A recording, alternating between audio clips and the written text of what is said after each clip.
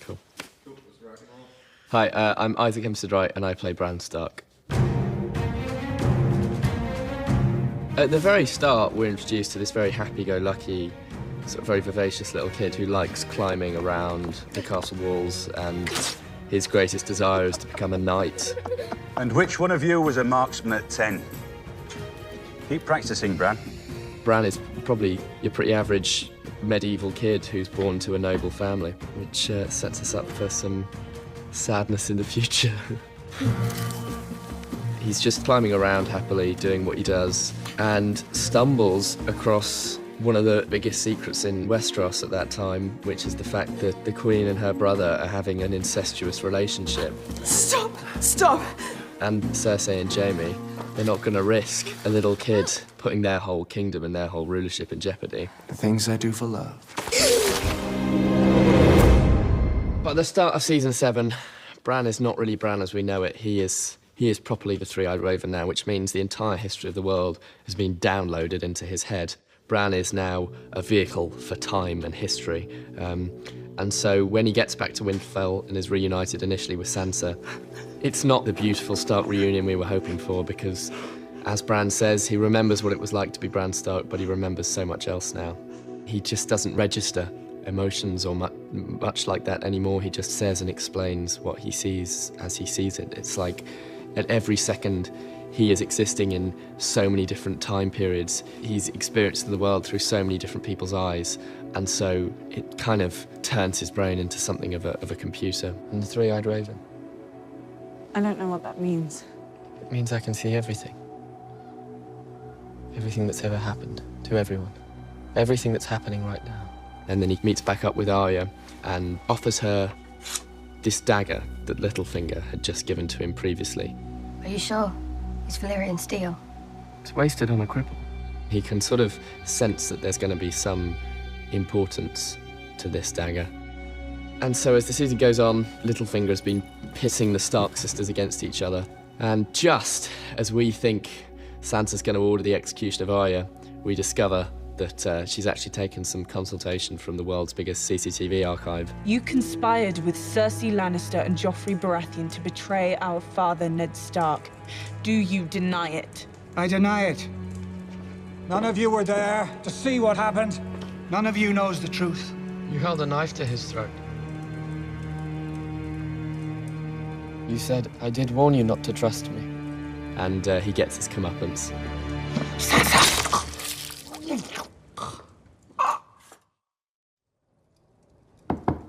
Come in. Samwell Tarly. I wasn't sure if you'd remember me. I remember everything. Samwell Tarly pops in again. They get chatting, and Bran explains the true situation of Jon Snow's parentage. He's the son of Rhaegar Targaryen and my aunt, Lyanna Stark. Samwell goes, no, you're wrong. I transcribed a High Septon's diary. He annulled Rhaegar's marriage to Arya. He wed Rhaegar and Lyanna in a secret ceremony. Are you certain? It's what the High Septon wrote in his private diary. I don't know why he'd lie. In fact, Jon is not an illegitimate child at all, and Rhaegar did not rape Lyanna, they were in love. The whole rebellion was built on a lie, and Jon is actually the heir to the Iron Throne. And all of a sudden, everything gets very, very complicated, because Jon and Daenerys are now in love. They're going to wage battle together, and Jon is pledging his support for her. And by the end of season 7, it's all a bit uncertain. Hey everybody, it's Charlie. I got a lot of requests to do videos for the other Game of Thrones Season 8 promos. This one's for Bran Stark. He actually says some really cool stuff. He actually calls out Arya's Valyrian dagger as being extremely important. So let's break it down. There's a new round of that Song of Ice and Fire book giveaway. All you have to do to enter is be a subscriber and leave a comment on the video. So this is a vastly cut down version of the video they released for his character. I just tried to include the really important stuff. There was some really cool stuff about Hodor because he talks about breaking the space-time continuum when he was in the Three-Eyed Raven's cave. But I think the most important teaser that he drops is for the Valyrian dagger. When he gives it to Arya, he says he senses that it's of critical importance in the fight against the Night King and the White Walkers, and that Arya is supposed to have it. We spent a lot of time during season 7 trying to contextualize how the show was using his abilities because it's a little bit different than his powers in the books. I'll talk about that in a second, but he also clarifies that Arya and Sansa know how to ask him questions. They might not fully understand what's going on with him, but they now realize that he has perfect recall of everything that's happened in the world, so they use him to find out what Littlefinger has really been doing since the beginning, just because they suspect that he might be doing something wrong. They didn't really know, they just sensed that he was trying to pit them against each other. So then, knowing that Bran remembers everything, they go to him and he tells them what they want to know. But the way it works on the TV show is that you have to ask him very specific questions. So they asked him what happened at King's Landing with their father, and that's why he was able to reveal how he betrayed Ned Stark. When Samwell came to speak to Bran and they reveal that Jon Snow's father is Rhaegar Targaryen, I think the reason why Bran didn't know about the annulment is mostly because of plot. They wanted the dramatic tension of Samwell yes-anding him. Yes, Jon Snow is the son of Rhaegar Targaryen, and it's much bigger than that because Rhaegar annulled his marriage to Elia Martell and wed Lyanna Stark. Then even though Bran doesn't really register emotions on his face, they both get really excited and come to the conclusion that Jon Snow is the heir to the Iron Throne of Westeros at the same time. But two, if you go by the book's explanation of Weirwood visions, which is what they call it when Bran and the Three-Eyed Raven see through time, you could say that the ceremony that Rhaegar and Lyanna had was performed and recorded without any weirwoods nearby. In the books, the way the visions work is that they can only see what the weirwoods have seen. The reason why they can see back thousands of years to the creation of the Night King and the White Walkers is because their creation was performed next to a weirwood and the trees lived for tens of thousands of years. So you're seeing everything that the weirwoods across the world have seen. But the limitation is, George R. R. Martin is always careful to build in limitations to abilities, and this also applies to Arya and her faceless person skills, is that in the case of the Three-Eyed Raven and Bran,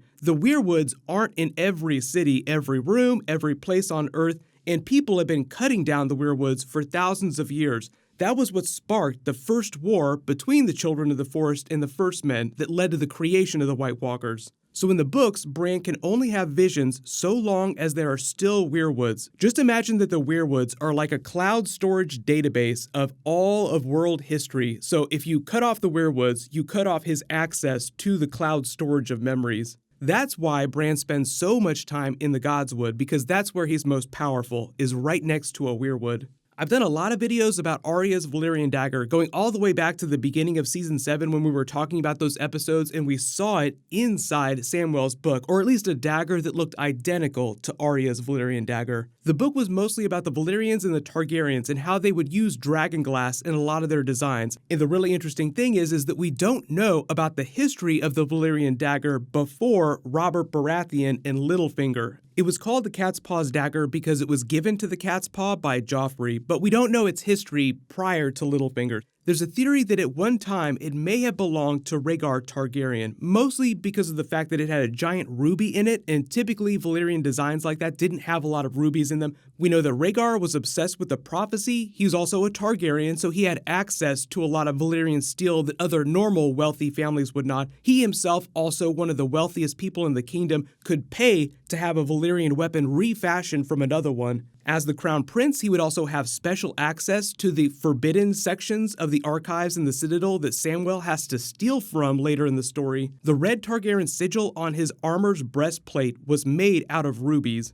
That's why when George R. R. Martin was writing about the visions that were being had of Rhaegar dying at the Trident, rubies go flying because Robert smashed his breastplate and the rubies flew out of it. So it's thought that the ruby may have been added to the hilt much later. The TV show likes to pay off big setups from earlier seasons, so the dagger during Season 7 was obviously a very big WTF moment and a big comeuppance for Littlefinger's character. But whether or not George R. R. Martin ever intends to do this in the books, it seems like the TV show is intent on making the dagger even bigger. So initially you think the dagger is just a really important thing from Season 1, but surprise, it's probably something that's been important in the War for the Dawn and the fight against the Night King for much, much longer than that. So the dagger becomes this device to sort of bind all these separate things that are happening on the TV show. Jon Snow, Rhaegar Targaryen, and the War for the Dawn with the Night King. So let me know in the comments. Bran Stark himself is saying that the dagger is of critical importance in Season 8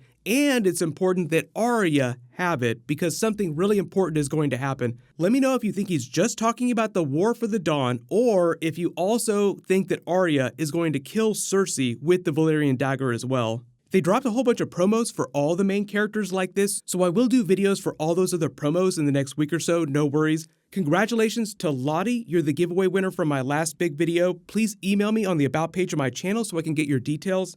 Click here for the Jon Snow Season 8 promo, and click here for that Game of Thrones Season 8 teaser trailer. Thank you so much for watching. Everybody stay awesome. I'll see you guys tonight.